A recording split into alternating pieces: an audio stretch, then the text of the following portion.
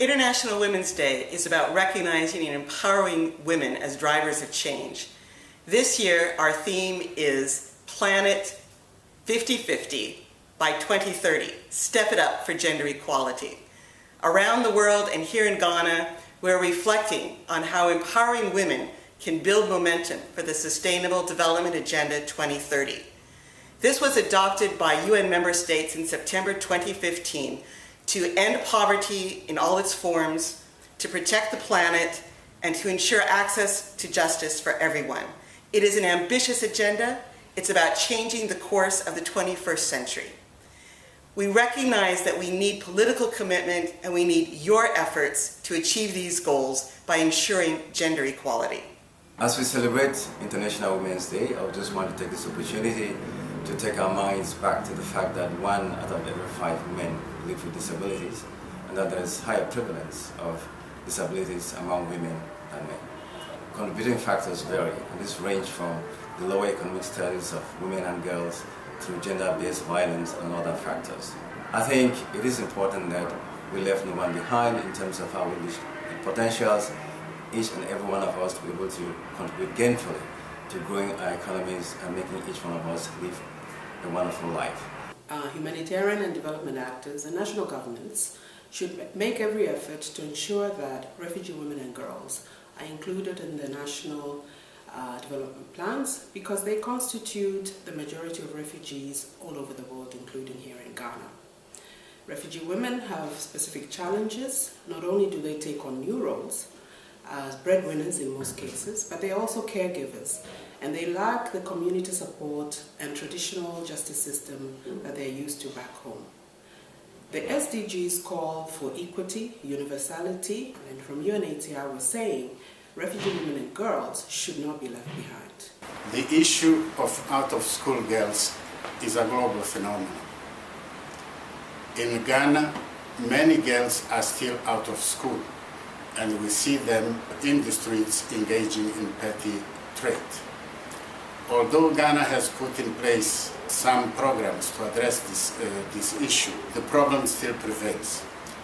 As we celebrate the International Women's Day, I urge all stakeholders to ensure that in our quest to implement SDG 5, which seeks to achieve equality of women and girls, no woman and no girl is left behind. 1 in 5 children in Ghana is married before the age of 18, to disastrous consequences, both for themselves and for all of us. Children who are married so early tend to interrupt their education. They suffer from increased health risks, especially when they become pregnant. They tend to suffer from greater risks of being abused by their partners, and it's bad for them and it's bad for society. Marriage in itself is a very good thing, especially among consenting adults. It's good for the individuals, it's good for society. But marriage of children is definitely disastrous. This is a practice that we should all stop. We should all do what we can to make sure that our children actually get to enjoy their childhoods and remain children and get married when they are ready to be married. The SDGs ask us to stop these harmful practices on children. It is International Women's Day. Let's think about all those future women and make sure that they're not left behind. Women in agriculture play a very important role. The reason why we are promoting an inclusive agricultural growth is not based on humanitarian concern. There are available evidences indicating that women do better than men in terms of productivity, in terms of nutrition, in terms of health impacts on their children, if they have equitable access to important resources such as land. In Ghana, we have an 80% informal economy, and women form the bulk of this economy. Women are marginalized, mostly in this sector. They are of low education, and they find it very difficult to keep jobs. Coupled with that is also the lack of maternity protection. Women in this sector have to take time off to have their own babies, have to take time off to take care of these babies, because the work and childbirth continuum is not well regulated. women in this sector also do not have access to cash. And for us to have economic growth and decent work, it is important to reduce the vulnerabilities of these women through better education, through better opportunities at work, including maternity protection, where they can exercise their reproductive rights as well as work.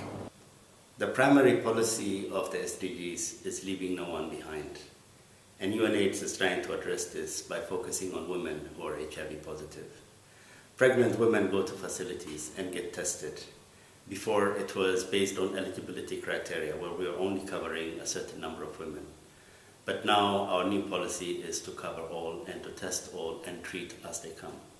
This, we expect, will reduce the incidence levels of newborn babies to a point where we have no child being born with HIV in the near future. Currently, there are thousands of young migrants, known as the Kayais, living in the streets of Accra and other big cities in Ghana. These girls have left their loved ones and everything that they know to migrate to the cities in search of better life and better opportunities. Unfortunately, for many of them, what they find is indifference, abuse, and exploitation. But just like you and me, they deserve a life free of violence, of hunger, and of inequalities. They have a right to education, to good health, and to opportunities. So for International Women's Day, let us recommit. The promise of the SDGs was also made to the Kayais, so let us not forget that, and let us not leave anyone behind. One of the smartest investments that a country like Ghana can make in order to fast-track its development is in young people. And within the category that we're referring to as young people, the smartest investment to make is in the adolescent girl. Because when you get the adolescent girl educated, have her stay healthy, have her acquire skills with which she can earn income, you definitely transfer the advantages to the next generation.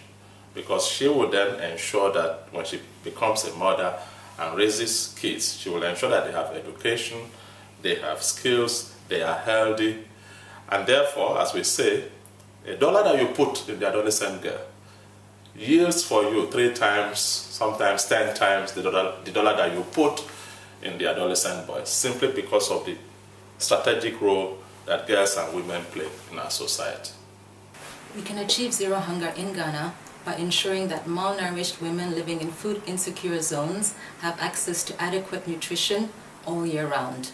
Good nutrition is of critical importance, particularly in the first 1,000 days between pregnancy and the child's second birthday, to ensure optimal growth and development. Our call to action on this International Women's Day to all our partners is to help us achieve these goals for ensuring that women actually have access to achieving zero hunger by ensuring that they're not the ones that eat last, that they have access to education, access to land and other agricultural imports so that they can achieve zero hunger by 2030, and Ghana will be on track to achieving the Sustainable Development Goals. To achieve the Sustainable Development Goals, we really do have to step it up for gender equality. And I'm proud that the United Nations in Ghana is working with so many ministries and civil society organizations to do just that.